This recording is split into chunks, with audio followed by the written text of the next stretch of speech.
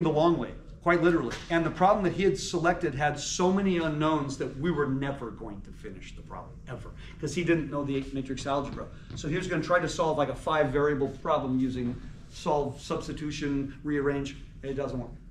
It doesn't work at all. And I thought the irony, this brilliant teacher didn't know this basic trick. If you substitute values in where they're linear, you're going to get all the answers immediately.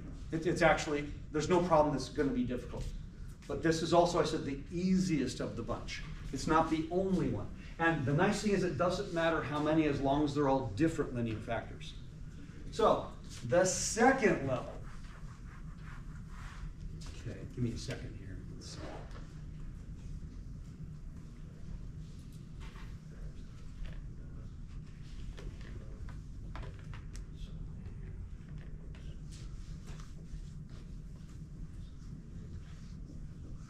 So I've got 5x squared. I want to make sure we can do this easily enough.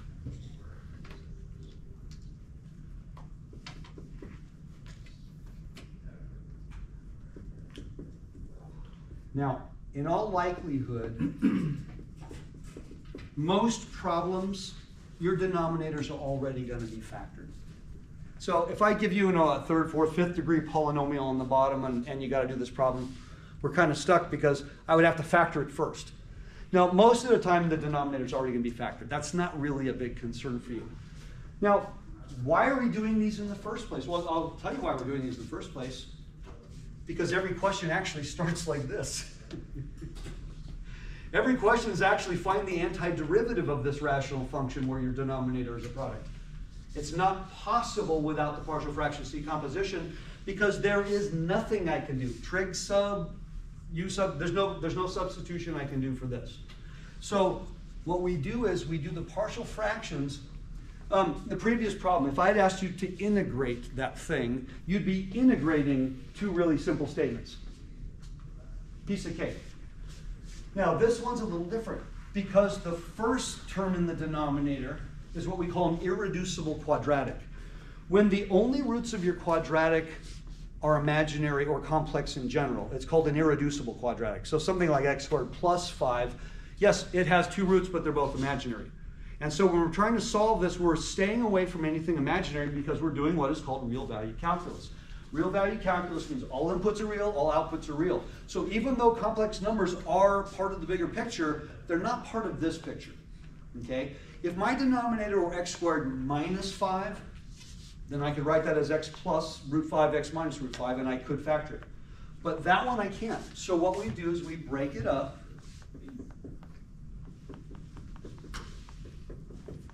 Now, in the first case, we chose constants for our numerators.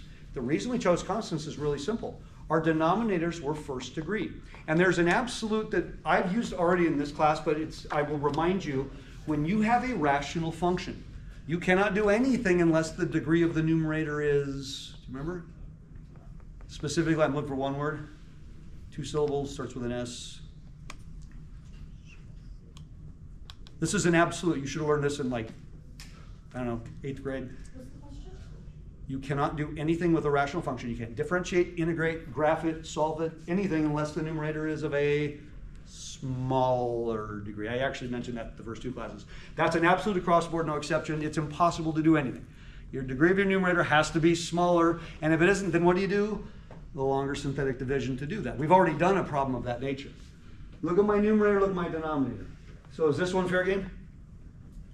Yeah, what if my numerator were 5th degree? This would be hateful. The only way to do it is you have to first multiply the denominator out, do the long division, and then go backwards. That's not the problem I want you to worry about, but that is actually a problem that can come up. The more important thing is, when we broke up the first problem with the linear factors, they're all first degree, which means the only smaller numerator I could have would be of 0 degree. That's a constant. Look at my first term. It's of 2nd degree. That allows my numerator, therefore, to be what? As high as 1st degree, because I just have to be less. See if anybody remembers this one, because you're getting in your Wayback Machine. What am I going to select for the possible numerator? ax plus b. Beautiful. Because now I have a linear numerator. Is it possible the A turns out to be 0 in the end? Is that possible? Yeah. Yes. Is it possible that B turns out to be 0? Yeah. Is it possible they're both 0? No, because I wouldn't get that denominator. So I don't know what A or B is. I know one of them has to be non-zero, and maybe both of them are non-zero. But if I don't put both of those up there, this problem will reach a dead end. Now, that's a linear term, so I only need a constant. So this is layer 2. I have an irreducible quadratic. And again, what I mean by that is, if my denominator were a difference of squares, I could still factor it into linear factors. But it's a sum of squares, so the only factorization involves imaginary numbers. That's not part of our solution set. In the future, maybe, but not now. So I have this. So if I put everything over a common denominator, then I equate numerators, then the next thing I want to write is this. What do I want to write? AX plus B times X minus 1 plus C times X squared plus 5. Beautiful, because those would be my numerators. I just saved myself a lot of writing. I am lazy, and I say that with all seriousness and pride. Why take extra steps to get to the same place if you know that's where you're getting? That's why you stopped writing the limit of the Riemann sum every time you did anything. Once you understood what it was, you went right to the integral. I want you to go right to here because there's no ambiguity. Now, I don't want to distribute in gathered terms and equate coefficients because now I have 3 unknowns, which would require 3 equations. And if I don't know matrix algebra, solving a 3-variable problem would take a lot of time. That's not a good way to go. So let's do what we did last time. Do you see any choices of numbers that will make things go away? 1. How about 1? So I'm going to start by choosing x equal 1. Now be very careful here. Big picture is most of you will have the process correct. But if I calculate any of the numbers incorrectly, I'm going to get a very, very different answer because I'm really doing a different problem. When I substitute the 1 into the left side, make sure you're doing it correctly. So it's 5 minus 4 plus 11, which is 12. When I substitute into the right, that whole thing is 0. 6C. Ooh, like that one. That implies, that's what that symbol means. It's an implication symbol. C equals 2. Implies that C equals 2. I now have that in my back pocket. I have 2 left. Is there a number now that will make everything go away? Well, there's a number that will make some things go away. How about 0? 0 would be my next good choice here. So if I choose x equal to 0, what will the left side be? Hopefully we'll get that one right. 11. And the right side will be negative b plus 5c, but I already know that c is 2. So how about if I write like this, plus 5 times 2?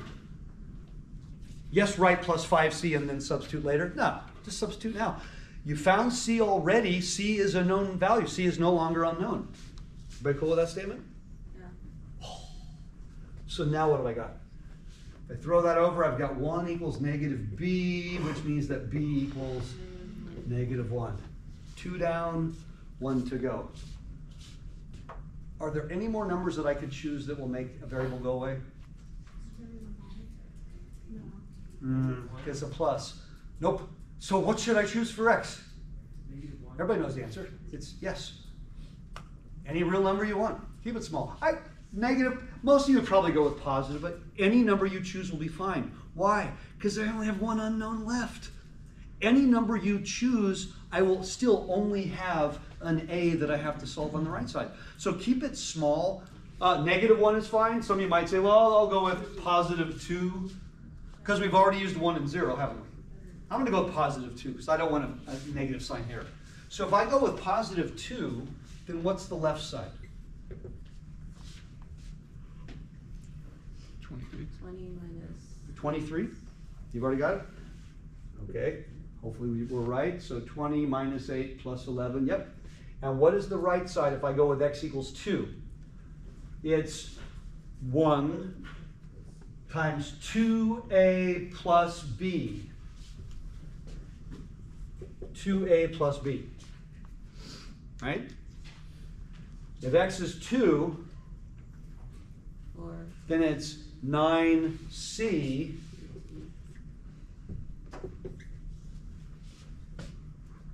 Can I solve for a? yes. Whether you do this in your head or you do it by scratch, it doesn't matter. Let's get the answer right. 6. So -1 plus 18, that's 17. So if I throw that over, I have 6 is 2a. So it looks like the a is 3. We got lucky. All my numbers are integers. That doesn't always happen that way. They're always going to be rational, but they won't always be integers. Okay, so if I did this correctly, what are we saying here? Now this is equal to, where's a? 3x minus 1 over x squared plus 5 plus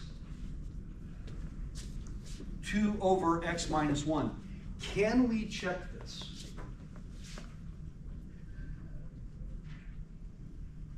How do we check it? Yeah, throw it back together. Oh, okay.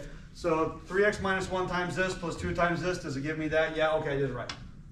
The check is, that's the easy part. Should you always check? Yeah, I mean, come on, how hard would it be to make an arithmetic error? With a group this big, do you think we're going to be 100%? With a group this big, we'll be happy we're 80%. Yeah, we're going to make mistakes, but you want to know how to catch your mistakes. So now, the whole point of this problem, so we now know why we're doing all of this. The original question was actually,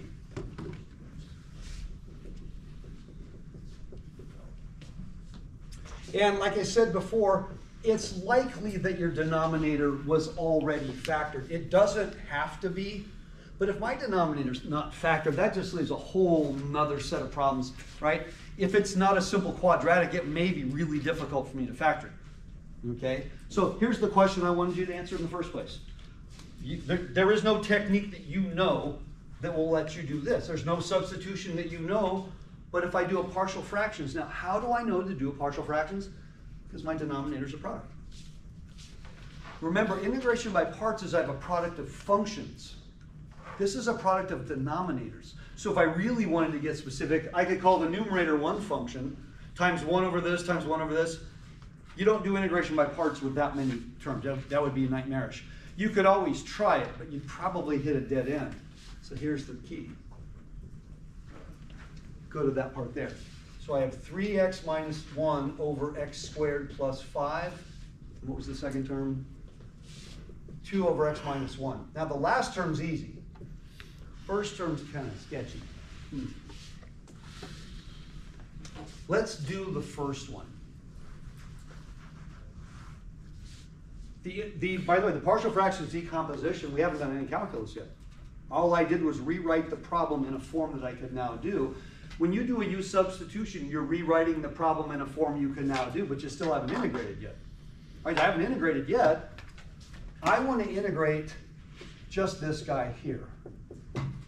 Well, tell me the most obvious observation. It's a rational function, degree,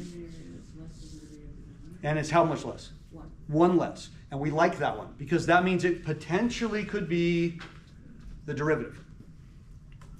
But that minus 1 just really throws a monkey wrench. What would I do with that? I don't know. How about write it like this? Is that legal? Yeah. In fact, it's the only way I'm going to be able to do the problem. Oh, okay. What if my u is x squared plus 5, what do I need the numerator to be? 2x. I don't have a 2x, I have a 3x.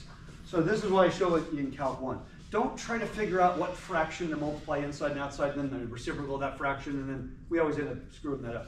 So what I tell people in Calc 1 is do this. Okay, so far so good? Now what do I need then? 2. That's way easier. And then real quick check, 3/2 times 2 is the original 3, okay. If my u is x squared plus 5, there's my du on top, so this is of the form 1 over u du. What's the antiderivative of 1 over u du? What does that involve? Natural log.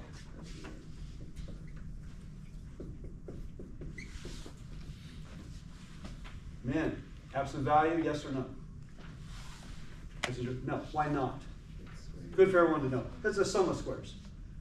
It's not wrong, but it would not be necessary. X squared plus 5 is strictly positive. How about this guy? I'm sorry. Yeah, this guy?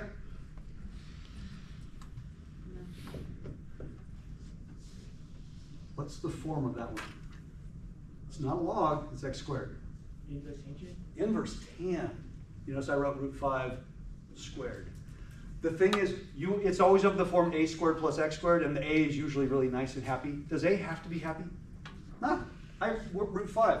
So let's see if we remember. It's going to be inverse tan, the reciprocal of this, x. Does this show up a second time? Wow. I'd say this was pretty gnarly. But the cool thing is, there's no possibility we could have attacked this a half hour ago. Now you know exactly what to do. So the point is, we do partial fraction decomposition because the most common type of antiderivative, strangely enough, are things involving rational functions. Those are ridiculously common. But if it's not exactly the right kind of problem, I may not know what to do. So this is a rational function where the denominator was factorable. That makes, did I lose something? No, I was going to ask about the 2 over x minus 1 I'm sorry, the 2 over... in the original. Did I lose? Oh, did I lose it? Yeah, you never did. The 2. Oh! Actually, it was because I was concentrating on this part. Yeah, the answer to this is this. Okay. And then that comes out. What's that one? Is there a u sub? No. Just that. That's straight up. You can do that one. If you want to do a u sub, you could. Let u be x minus 1, then du is 1 dx. Oh, that's not really a sub, is it? Because the chain rule factor is 1. When the chain rule factor is 1, you really don't need to change the variable. You can just integrate. I wanted to concentrate on this one because this one I'm not worried about. That one that's a piece of cake. That one I'm worried about because this doesn't look like any antiderivative formula, and the fact that I have 2 terms. I have 2 terms, just pull it apart. That wasn't that bad. If I pull it apart, oh, okay. So the final answer to this question actually has 3 functions, doesn't it? So I'm going to have 2 different logs and an inverse tan. Now, you can always combine logs. Should you always combine logs? Not all the time. Mathematically speaking, I have this answer and I'm adding this answer. Can I squish those together as one log, ultimately?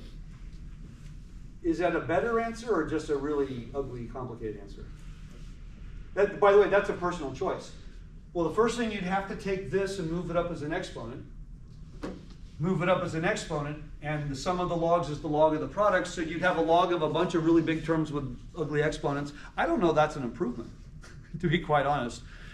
I think the rule of thumb when you're combining logs is you combine logs when they simplify nicely. For example, we did this in Calc 1. This comes up a lot in Calc 1 when you're doing integration and you're first learning the log, and you've got a final answer to a question, and your final answer was, let's say, log 13 minus log 7. Is it correct to write this as log 13 sevenths? Is that correct? Yeah. Yes, no, maybe? Yeah. Is it better? By the way, that's a personal choice. Now, I'm doing a problem and I got this as an answer. Do we all agree that that's a better answer? Yeah. Yeah. My rule of thumb was I only combine them if it comes out nice. I don't think this is an improvement. And now when I got to do it on my calculator, I got to use parentheses. Of course, we're going to forget it. Things can go wrong. This is absolutely correct. Is it better? I don't know. I think we went sideways at best. I think that's better. So is there ever going to be a time when you would want to combine these? I go, maybe. For example, what if the lead coefficients were the same? Ooh, then I could leave the lead coefficient out and combine them. That would be an example. What if they had something in common I could combine or cancel? If you're not sure, leave it alone. Because if we combine them with where we really can't, or I do something wonky, remember the sum of the logs and the difference of logs can be simplified. log of a sum, log of a difference can't be. And sometimes we forget and we get them confused. You're going, I'm not sure which way I can go, so just back up, wave at it as you go by, and move on to the next problem. Okay? So the two types we looked at today, I have linear factors, I have irreducible quadratics. There is one more, and that's going to be the lead thing next day because that's the most complicated. And that's where I have exponents. Those are the worst. Do they come up? Yeah. In the higher levels, it's the only one that does come up, actually. Right? In differential equations, I will have to do an integral where I have a large exponent there. And the formal way that most people are taught is not efficient. And it involves a matrix algebra problem with a ridiculous number of variables. And the reason it's not efficient is it's a ridiculous number of A, B, C, D, and most of them end up being, you know what? Most of them end up being zeros. You do a lot of work to get a lot of zeros. You know, wait a minute, was there a faster way to do it? Yeah, they just don't have it in the calc books, so that's why I'm going to show you the fast way. But it's a separate problem completely. Now, let's do a completely different problem that, you know, we've never seen anything of the like. How about we do something like, I don't know, 1 over x squared minus a squared? Are you getting a sense of deja vu here? Have we done this problem before? Yeah. Have we done it using partial fractions decomposition? No. So why don't we try it that way? Does that denominator factor? Yes. So perfect square. Difference is square. Yes? No? Maybe? Yeah. So, I don't know what the partial fractions decomposition is, but I do believe it's going to be relatively simple.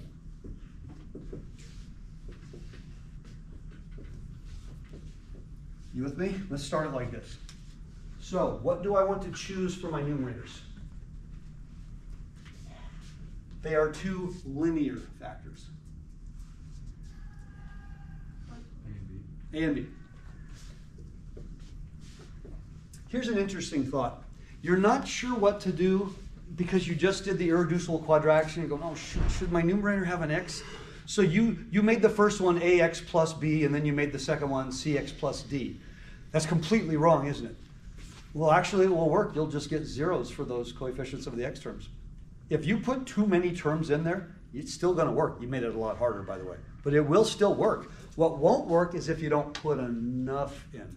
If in that last problem I didn't have an ax plus b over the irreducible quadratic, it would not have worked. Because I had an a and a b. I don't want you to put too many things. But strangely enough, it will still work. It'll just be a lot longer problem. So, when I put everything over common denominator and I equate numerators, it's going to be 1 equals what? That's x minus a plus b times x plus a. I don't think this was going to be that bad. Yes, I could distribute and then equate coefficients, but then I have to solve 2 variables and 2 unknowns, and I got to use algebra. I'm far too lazy to do that. All right, so why don't we start with x equals a, little a. Left side's a 1, and the right side is... A is a constant. A is known. A is not an unknown. You know, A is probably going to be a 1, a 4, 9, 36, you know, something like that. Could it be a 7? Yeah. It's probably not going to be irrational in general, but it could be. That's not a problem. So what does 1 equal? B times 2a, and that's a constant. If I choose x to be negative a, then I have 1 equals negative. So how about a times negative 2a? So this tells me that b equals 1 over 2a. This tells me that a equals negative 1 over 2a. Do we agree on that? So that means that, oh, let's write it right here. That means that this equals, now, that's my numerator. That's my numerator. I don't like those numerators. They don't make me happy. In fact, in general, you can't have a fraction, and that, by the way, that's probably a fraction. How can I make this prettier? Factor them out? What if I wrote it like this?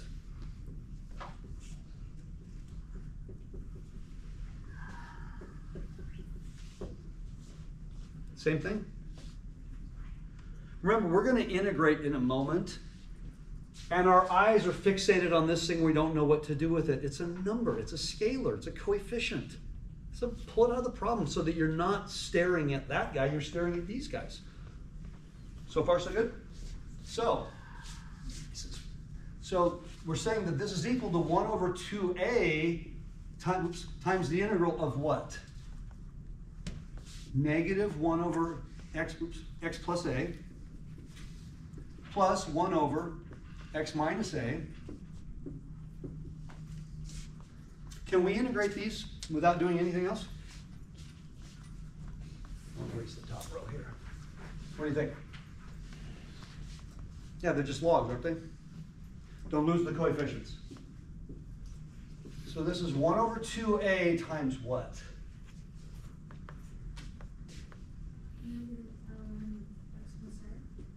And then the second one?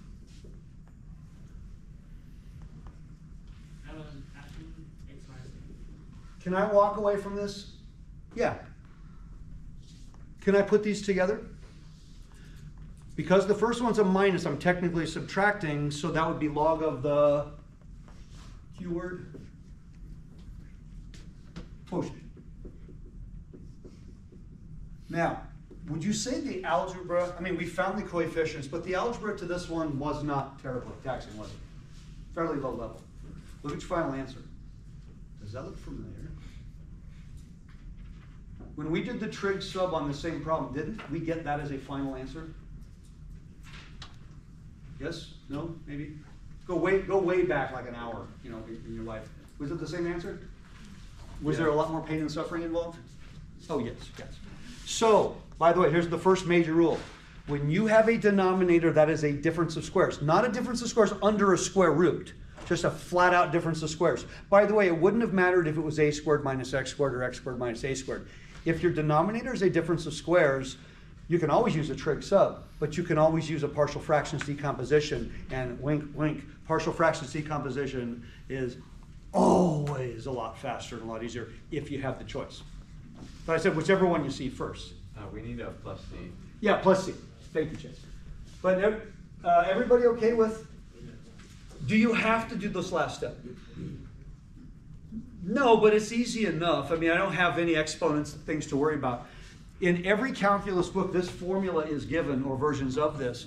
How you got the formula was either a partial fractions decomposition or a trig substitution. It really doesn't matter which one you do. Okay? But in this case here, we see that this is easier. Now, how can I make this so you wouldn't really want to do a trig sub? Well, maybe I square this. So now it's partial fractions with a lot more terms. What if I put a square root on the bottom? Now it's a trig sub.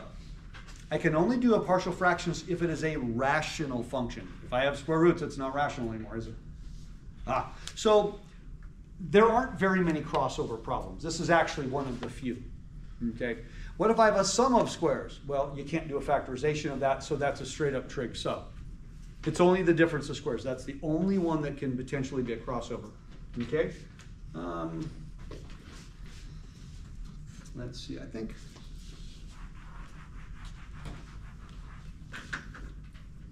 Should we try one more of these? Let's do one more. Let's do an ugly one now. We haven't done an ugly one yet.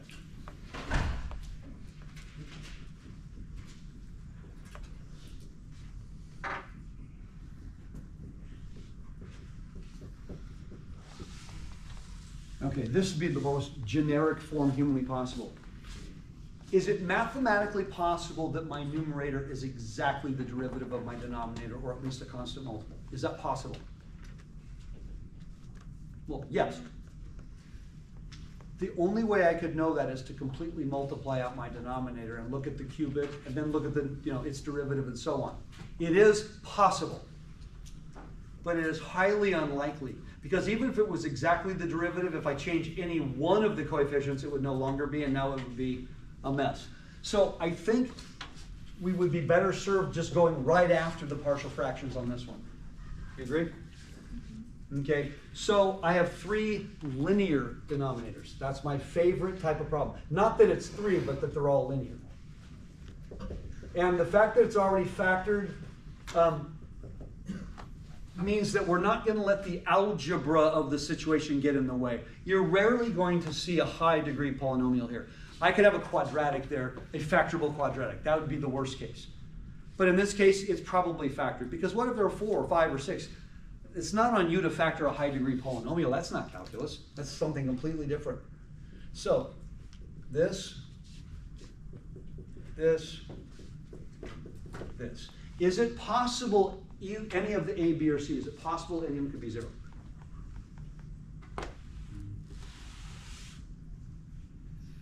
Some of you are nodding, some of you are shaking, some of you are going diagonal. Tell me why it's not possible that any of those 3 are 0. Because it would cancel out one of those things. Yeah, because if any of them were 0, then I wouldn't have that denominator in my final answer. Can any of the denominators be bigger than a constant? No, because then that would be too high of a degree. So when I do all of this, rewrite it. Let's just go after the numerators now. Now this is a little different, so you gotta be a little careful. So what is this? A times what? X plus 1, x minus 2. The other 2. Because if I said put everything over a common denominator, each of the A, B, and C would be multiplied by 2 of the factors, wouldn't it? The other 2 factors.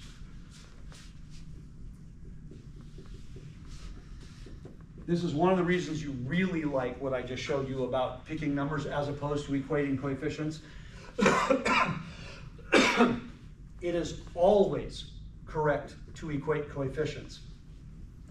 But in this case, it would be 3 variables and 3 unknowns. It means I would multiply everything out, distribute everything, gather the squared terms, gather the x terms, gather the constant terms, set them equal to those 3 coefficients, and then solve.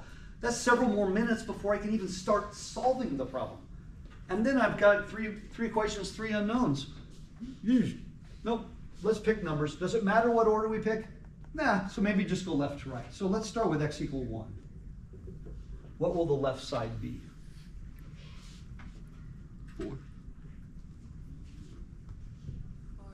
4. The right side will be 0, 0, 1 plus 1, 1 minus 2. What's that? Negative 2. This is where you got to be really careful. So negative 2a. That gives me a is negative 2. Beautiful. Okay. I'll go sideways because I know if I go down it's hard to see. Okay, what would the next one be? How if I choose x is what? Negative 1. So what's my left side? 10. 10? We agree? 10? Now, if x is negative 1, that guy's 0, that guy's 0. Negative 1 minus 1, that's negative 2. Negative 1 minus 2, that's negative 3. 6B. So that's 6b. Yeah. That means that b is 10 over 6 or 5/3. The fact that it's a fraction is actually the most common thing. Getting integer values is just luck. Right? You can't control that. That's one of the things. You don't get to choose what the coefficients are. You're just trying to discover what they are. The moment the problem's written down, the coefficients are set in stone. We just have to figure out how to find them. And now finally, what value should I choose? 2. So on the last one, x is positive 2. So that's 0, that's 0, that's all that's left over. 2 times 4 minus 6 plus 5. What's that? 7. If x is 2, then I have 1 times 3. So 3c. So c is 7/3. Okay.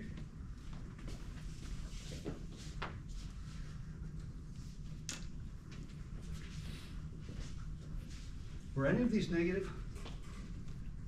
No. A was negative. Okay. So we'll put a negative here. Okay. I'm trying to be lazy here.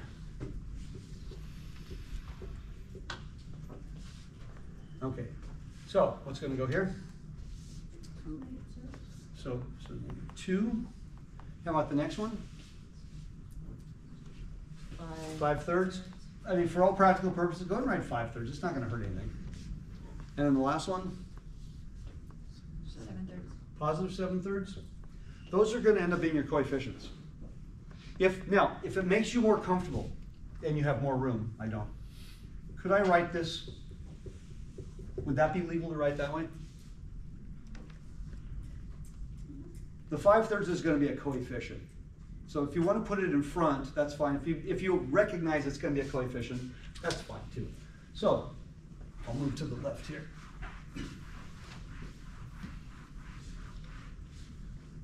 So my answer is, first one, -2 log x minus 1. The second one,